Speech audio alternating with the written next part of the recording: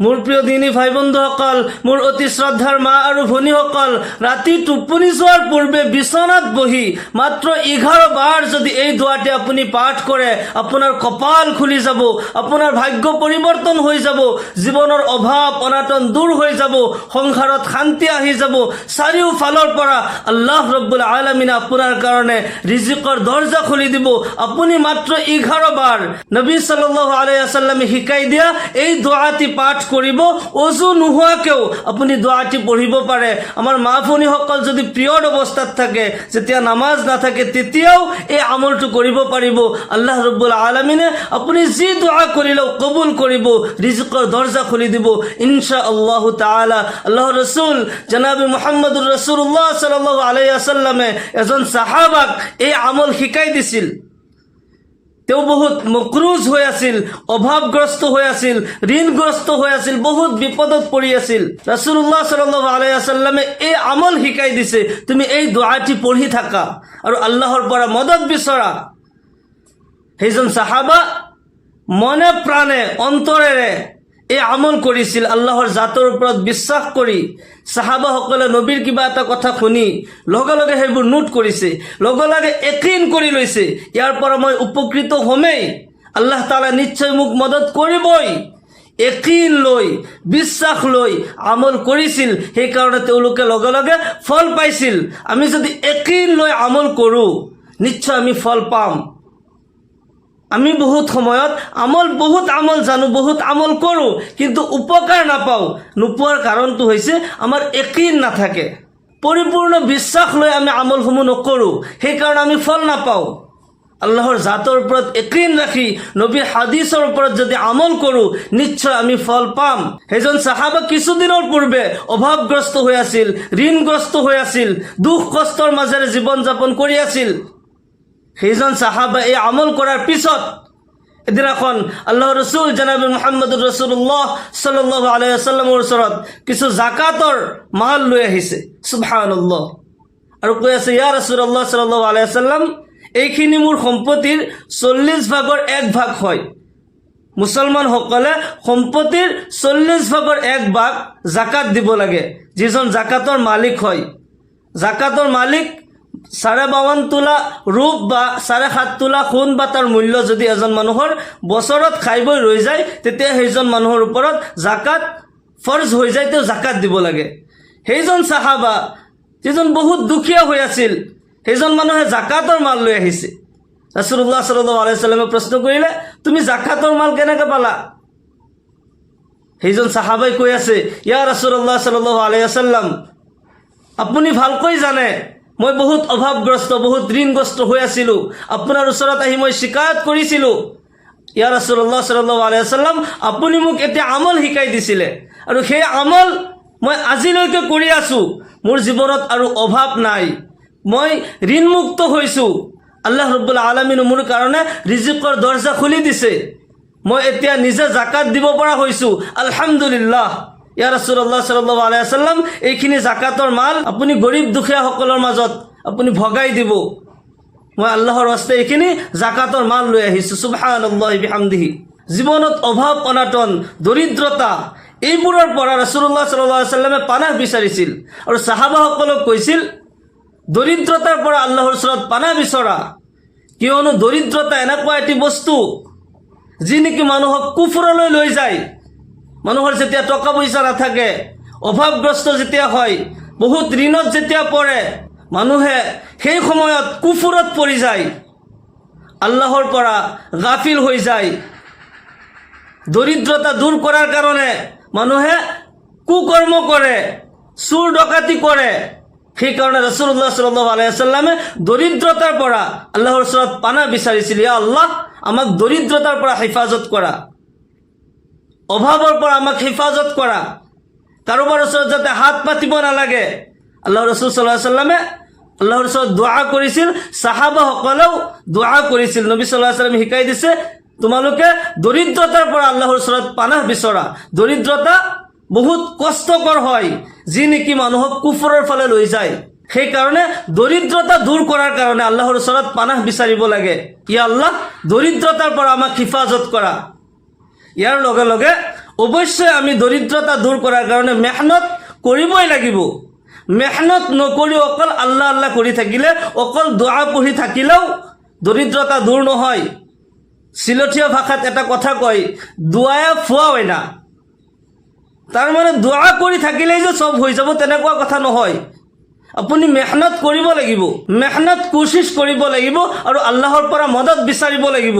আল্লাহ তাআলাই সহায় কৰিব, আমিও মেহনত কৰিব লাগিব আৰু আল্লাহৰ পৰাও সহায় বিচাৰিব লাগিব। তেতিয়া জীৱনৰ অভাৱ অনাটনবোৰ দূৰ হৈ যাব, দৰিদ্ৰতা দূৰ হৈ যাব, অশান্তি দূৰ হৈ যাব। আল্লাহ তাআলাই জীৱনত শান্তি দান কৰিব। আপুনি এই আমল নবী সাল্লাল্লাহু আলাইহি ওয়াসাল্লামে শিকাই দিয়া এই আমল প্ৰতি ৰাতিয়েই টোপনি যোৱাৰ পূৰ্বে বিচনাত বহি এই আমলটি কৰিব। আমাৰ মা ভনীসকল যদি পিৰিয়ড অৱস্থাত থাকে, যদি নামাজ মাফ থকা সময় হয়, নিশ্চয় কথাখিনি বুজি পাইছে, সেইসকল মা ভনীসকলেও এই আমল কৰিব পাৰিব। মই এই আমল ধুনীয়াকৈ কৈ দিম আৰু স্ক্ৰীনত অসমীয়া উচ্চাৰণৰ সৈতে মই লিখি দিম। আপুনি চাই চাই মোৰ লগে লগে পঢ়ি শুদ্ধকৈ মুখস্থ কৰি ল'ব আৰু এই আমলটি প্ৰতি ৰাতিয়েই কৰি থাকিব। ইনশাআল্লাহ আপোনাৰ ফায়দা হ'ব। এই আমলটি কৈ দিয়াৰ পূৰ্বে এটা মাছলা, মোক কেইজনমানে কমেণ্ট বক্সত প্ৰশ্ন কৰিছিল, হুজুৰ নামাজ অৱস্থাত যদি মুখত কিবা থাকে, সেইবোৰ যদি নামাজ পঢ়ি থকা অৱস্থাত গিলি পেলাওঁ, নামাজ হ'বনে নাই? এটা জৰুৰী মাছলা হয় যে নামাজ অৱস্থাত আমাৰ যিসকলে ধৰক পাণ খায়, নামাজ অৱস্থাত যদি সেইবোৰ যদি মুখত ৰৈ গ'ল আৰু নামাজ অৱস্থাত সেইখিনি গিলি পেলালে, তেতিয়াহ'লে তেওঁৰ নামাজ হ'বনে নাই? মাছআলাটি আমাৰ সকলোৰে বাবে বহুত জৰুৰী হয়, আমি জানি ৰাখিব লাগে যাতে আমাৰ পৰা এনেকুৱা ভুল হৈ নাযায়। নামাজত যেতিয়া আমি তাকবীৰে তাহৰিমা কওঁ, যেতিয়া নামাজৰ আৰম্ভণিত আল্লাহু আকবৰ বুলি আমি তাকবীৰে তাহৰিমা বান্ধি ল'লোঁ, তেতিয়া দুনিয়াবী সকলো কাজ কৰ্ম মোৰ কাৰণে হাৰাম হৈ গ'ল। মই এতিয়া খাব নোৱাৰিম, কিবা কাজ কৰ্ম কৰিব নোৱাৰিম। নামাজৰ যিখিনি কানুন সেইখিনি আমি মানিব লাগিব। নামাজৰ যিখিনি চূৰা, যিখিনি তসবিহ, নামাজৰ যিখিনি তৰতিব, এইখিনিহে মই পূৰা কৰিব লাগিব। নামাজৰ কৰ্মৰ বাহিৰে মই দুনিয়াবী কোনো কাজ কৰ্ম কৰিব নোৱাৰিম, কাৰোবাৰ লগত কথা পাতিব নোৱাৰিম, চালামৰ জবাব দিব নোৱাৰিম, কিবা খাব নোৱাৰিম, কিবা পান কৰিব নোৱাৰিম। এইবোৰ মোৰ কাৰণে হাৰাম হৈ গ'ল। এতিয়া মাছলাটো হৈছে যে মই পাণ খাই লৈছিলোঁ, কিছুমানেতো পাণ খাই মুখ ধোৱা নাই, কুলি কৰা নাই, এনেকুৱাকৈ নামাজত থিয় হৈ গ'ল। আৰু দাঁতৰ গুৰত কিবা কিবা আছিল, সেইবোৰ লাহে লাহে ওলাই আহিছে আৰু তেওঁ গিলি পেলাইছে। যিদৰে এজন ব্যক্তি ৰোজা ৰাখিলে, ৰোজা অৱস্থাত কোনো বস্তুৱে পেটৰ ভিতৰত যদি সোমাই যায়, খাই দিয়ে, তেতিয়া তাৰ ৰোজা ভংগ হৈ যায়। ঠিক তেনেদৰে নামাজী ব্যক্তি যেতিয়া তাকবীৰে তাহৰিমা বান্ধি লয়, ইয়াৰ পিছত কিবা বস্তু যদি তেওঁ খাই দিয়ে, তেওঁৰ নামাজ ভংগ হৈ যাব। আমাৰ যিসকলে এইবোৰ খায়, চাদা শিখৰ, পাণ, নামাজ পঢ়াৰ আগতে এইখিনি চাফা কৰি ল'ব, ধুনীয়াকৈ মুখ কুলি কৰি তাৰপিছত নামাজত থিয় হ'ব, যাতে মুখৰ ভিতৰত কোনো বস্তু নাথাকে। তেতিয়াহ'লে আপোনাৰ সৰু এটি ভুলৰ কাৰণে আপুনি ইমান মেহনত কৰি আপুনি নামাজ পঢ়িলে, নামাজটো নহ'ল, নামাজ ভংগ হৈ গ'ল আৰু আপুনি গমেই নাপায়। আৰু ফৰজ নামাজৰ ওক্তটো পাৰ হৈ গ'ল, আপুনি নামাজটো দ্বিতীয়বাৰ আদায়ো নকৰিলে, আপুনি গুনাহত পৰি থাকিল। আপুনি যে নামাজ পঢ়িলে, এই নামাজৰ ফায়দাটো নহ'লেই, কিন্তু এই নামাজ নোহোৱাৰ কাৰণে আপুনি গুনাহগাৰ হ'ল। এই মাছলাটি মনত ৰাখিব। এতিয়া বলক আমি আমলৰ ফালে যাওঁ।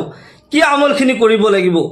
যে আমল কৰিলে আপোনাৰ জীৱনৰ দৰিদ্ৰতা দূৰ হৈ যাব, অভাৱ অনাটন দূৰ হৈ যাব, আল্লাহ ৰব্বুল আলামিনে ধন ভাণ্ডাৰৰ মালিক আপোনাক বনাব, জীৱনৰ অশান্তিবোৰ দূৰ কৰি দিব।